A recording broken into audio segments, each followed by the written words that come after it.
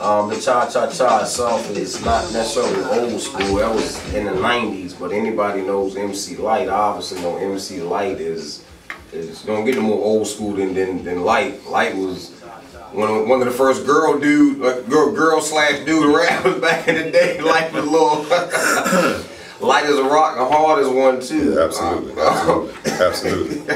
So but yeah, we wanted to go ahead and get into deeper into it. I'm gonna go ahead and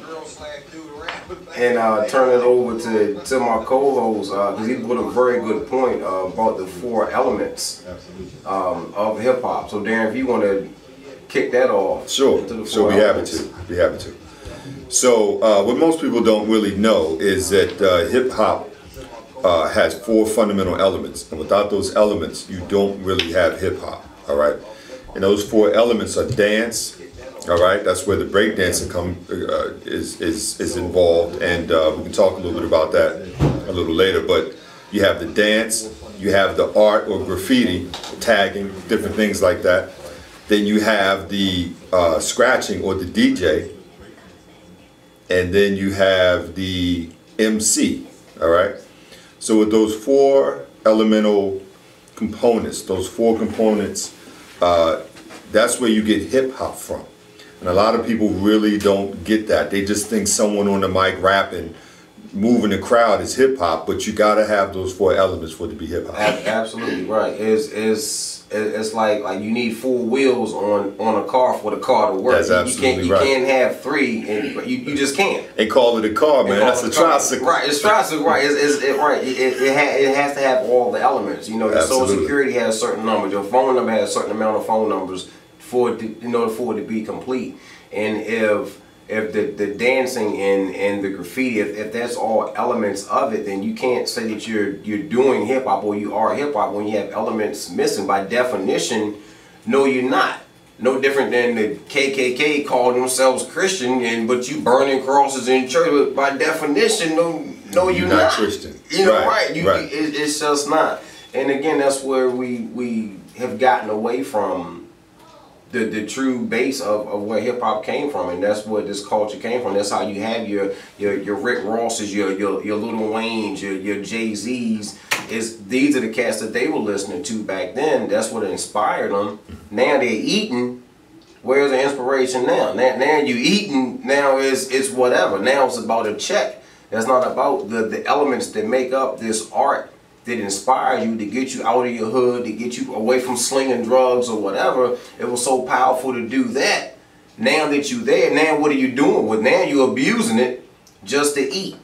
Yeah, exactly right. You know, the whole thing with hip hop was about bringing forces in the community together to create this powerful new vehicle for social change. So you had the dance community, which actually grew out of capoeira, which is the Afro-Brazilian martial art. That's where breakdancing comes from.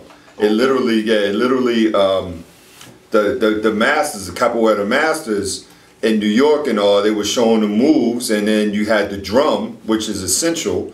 If you go back to some old Spoonie G and all, you had folks on the congas. So, you know, you had people on the congas. Even if for those of you who might be from DC, you know, there's a lot of samples from Chuck Brown from the early 70s when he was with his group, and it's a whole lot of samples from him. So you had the congas, and that was a connection. But anyway, it was about bringing the elements together. So you had the art element, right? So, and you had the dancing, and then you had these aspects in the community. So it was like, okay, let's go ahead and let's make it happen. The issue today is that you really don't have it. It's not about community. It's not about social change. Right. It's about money now. It's about money. So you just have people rapping. Yeah. You just have, what about the other elements in the community? Why can't they be included? They're not included like they were back in the day. Right, and I like where you put it, they just rapping. That's it. Because they just rapping. Right, they just rapping. It used to be when you had a beef, just like they did it in Beach Street. I mean, if 2 crews were walking up the same block and they saw one, and you would think a fight about to break out, it'll look like that. But they get out there and they break. Somebody had a box with them. That was mandatory. Somebody had it. And the 2 crews just battled.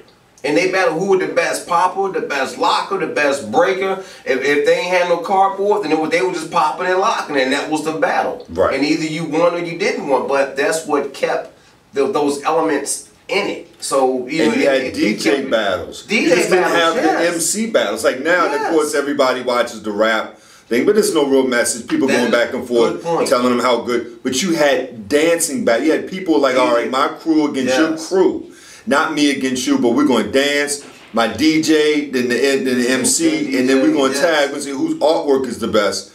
And then we're going to go ahead, and then if you lose, you're going to go home. You're going to perfect your craft. You're going to practice. Who want to lose? You're going to practice. Who wants to lose? Right. Obviously, we're talking about practice. Right, and that goes back into to discipline and about your craft and actually caring about your craft and taking time to do your craft. And that's a good point. Like, I want to bring it up to you. No DJ's battle. The last DJ battle I saw was in Juice. That's the last DJ battle I saw. Was in Juice.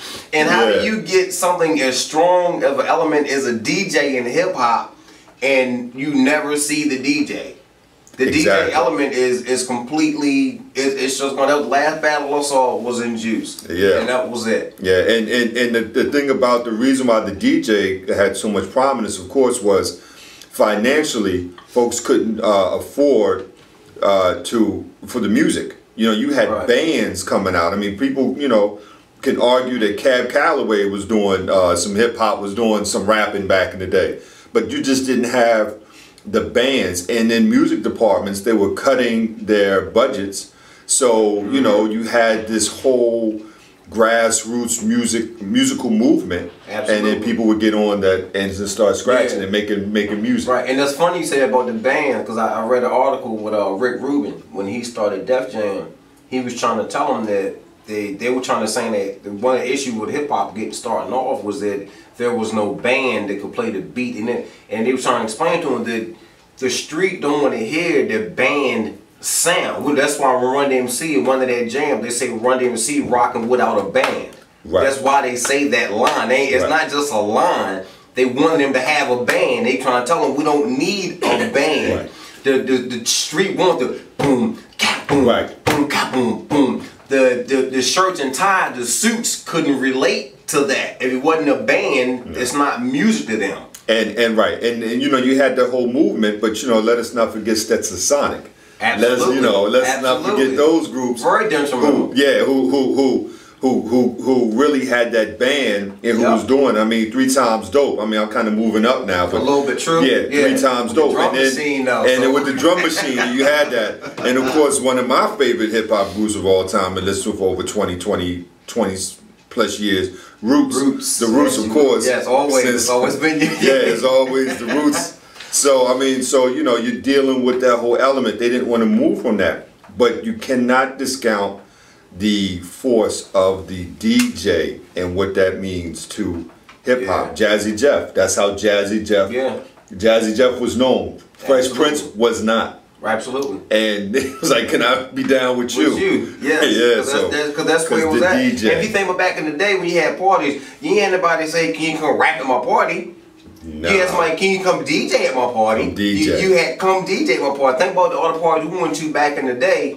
And it was different if it was a party, and if it was a party with a DJ. Then if it was a certain DJ, then you just know, where that party was, you were gonna make it there because you knew who the DJ was. It didn't matter who was rapping; it didn't come into play. It was that DJ. Right, and the MC would ask, or if you wanted to rap, you would ask to get on the DJ. Ask to get on the mic. Right. And that would be Marquis. Yeah. I used to ask to get on the mic and rap that day. You know what I mean? What you got. And you used to ask, like, can I rap? Wait a minute, hold up. Let me finish with this. I don't know. Right. I don't know. Yeah, exactly. They rocking right now. Right, and that's how it's supposed to be. And we're just so far away from that. And I mentioned stuff like that in that poem I had called Music. We just simply got away from the art. Nobody writes their own music hardly anymore now. And like MC Light said, those who write your rhymes might as well hold your microphone. If you're not writing your own rhymes, then what are you doing it for? But what's the point? Yeah, what what's are you your doing passion? It for? Right, that's your passion. So we're going to return y'all back to the music right here and right back at you.